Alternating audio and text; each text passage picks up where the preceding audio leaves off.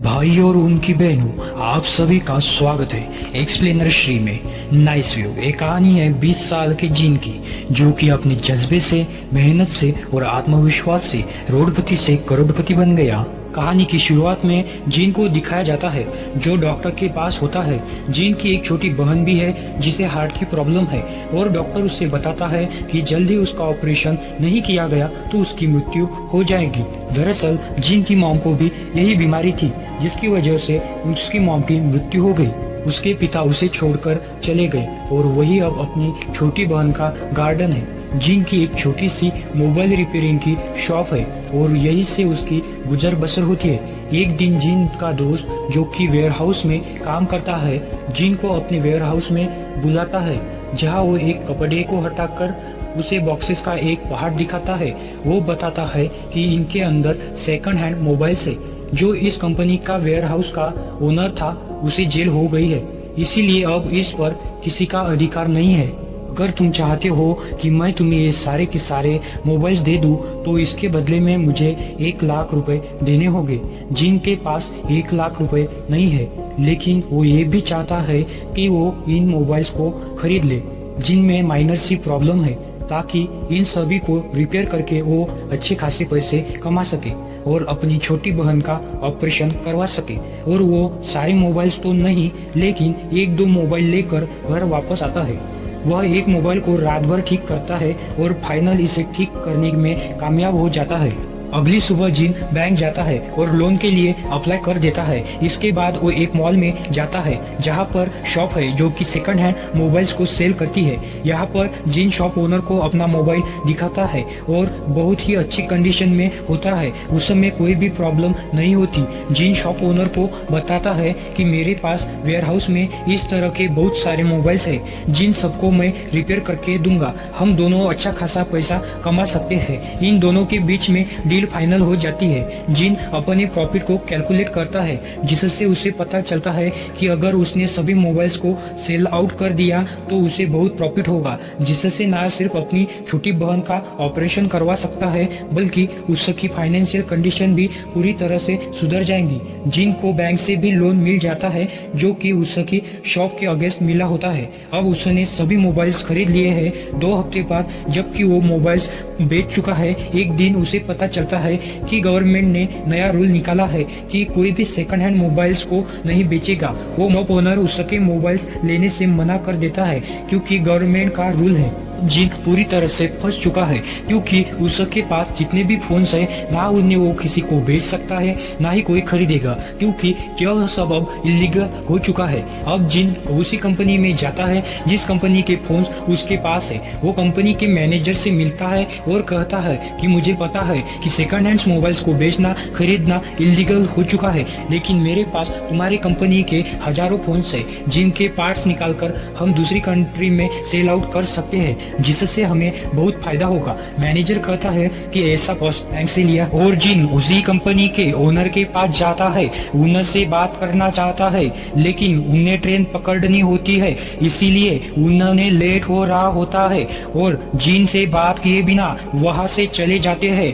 जिन का वो भी उनका पीछा करता है और स्टेशन तक पहुंच जाता है, और इससे पहले कि ट्रेन निकल जाती है, जीन गांव भी उस ट्रेन को पकड़ लेता है और उनके सामने बैठ जाता है। वो कहते हैं कि मैं आपका टाइम वेस्ट नहीं करूंगा, मुझे सिर्फ आपकी 5 मिनट चाहिए। मैं आपकी कंपनी की मोबाइल्स, जो कि मेरे पास हजारों की मात्रा में है, उनके पार्ट्स निकालूंगा, जिन्हें हम इंटरनेशनल मार्केट में बेच सकते हैं। मैंने पहले आपकी कंपनी के मोबाइल्स के पार्ट्स निकालकर उनका क्वालिटी चेक करवा चुका हूँ। ओनर कहता है कि यह बहुत मुश्किल है, वैसे भी इस काम में मैं तुम्हारी मदद नहीं करूंगा, ना ही तुम्हें फाइनेंशियली और ना ही वर्कर्स के थ्रू मदद करूंगा। जो तुम्हें करना होगा खुद करना होगा। जब भी तुम्हारा काम पूरा हो जाए तो मेरे पास मैनेजर को कॉल करना। वो उसे एक कार्ड देता है, वहाँ से चला जाता है। और अब जीन किसी भी कीमत पर उन सभी मोबाइल्स के पार्ट को निकालकर कंपनी को दिखाना चाहता है,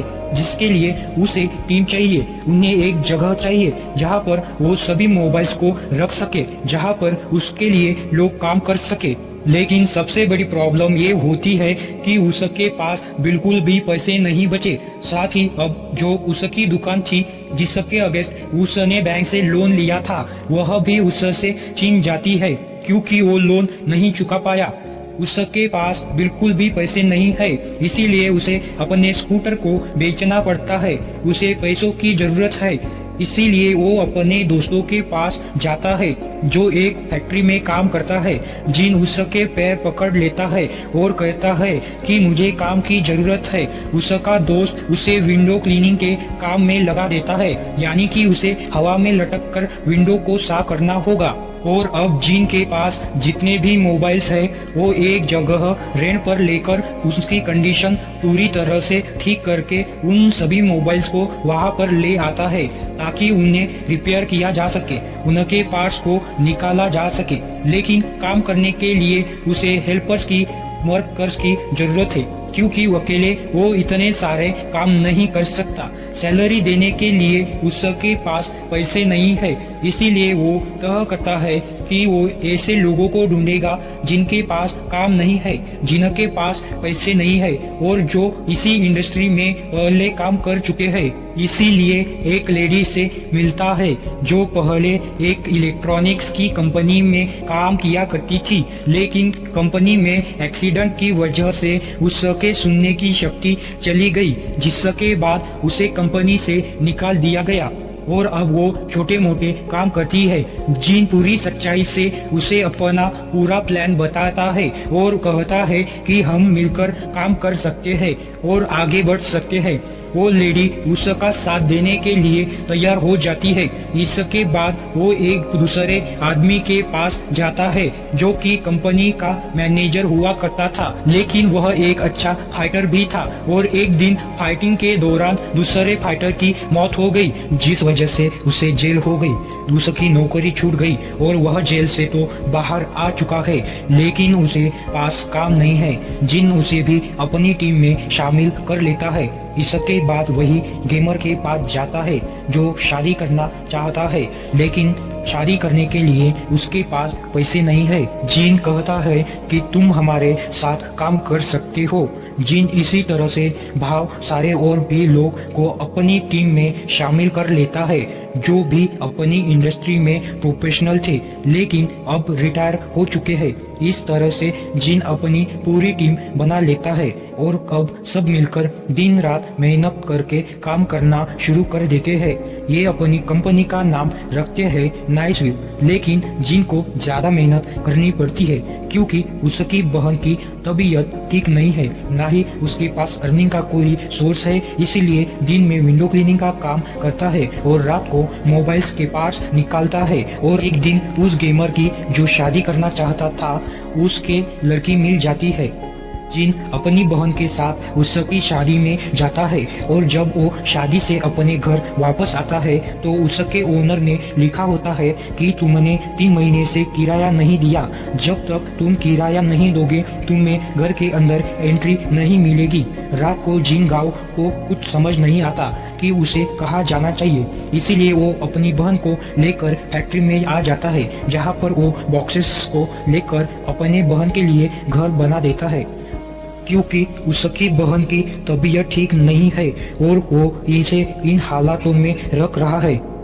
लेकिन उसके पास कोई ऑप्शन नहीं होता क्योंकि किसी भी तरह से अपने काम को पूरा करके पैसे कमाना चाहता है ताकि वो अपनी बहन का इलाज करवा सके।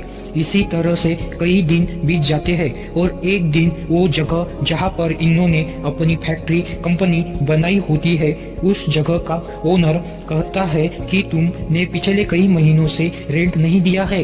1 हफ्ते में अगर तुमने रेंट नहीं दिया तो तुम्हें इस फैक्ट्री को, इस जगह को खाली करना होगा।